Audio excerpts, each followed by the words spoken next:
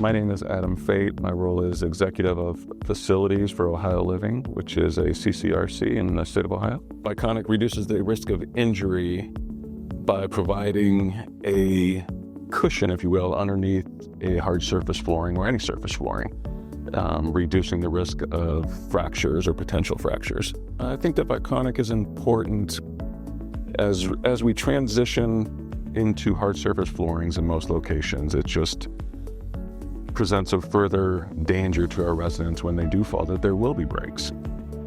Adding that layer of safety under the flooring as a subfloor is just going to be important. Viconic being a passive intervention, it's intriguing because no one thinks about it. It's just there, and when it works, without being worried about data and is it electronic component? Is it still functioning? It is always functioning. I would encourage others to install this product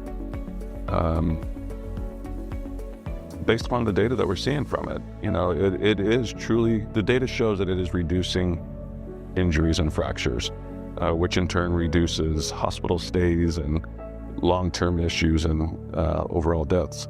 So yeah, that's why I would recommend it. When addressing the cost of Viconic, I would again point to data.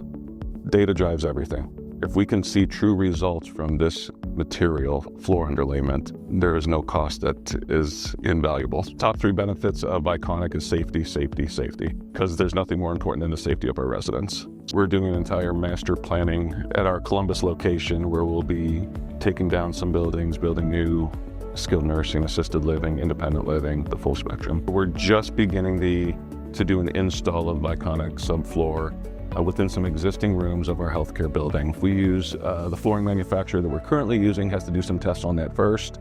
That's going through the process now, and then we're going to do an install. Based upon the results we see on those installs, we'll look to Viconic for our future build.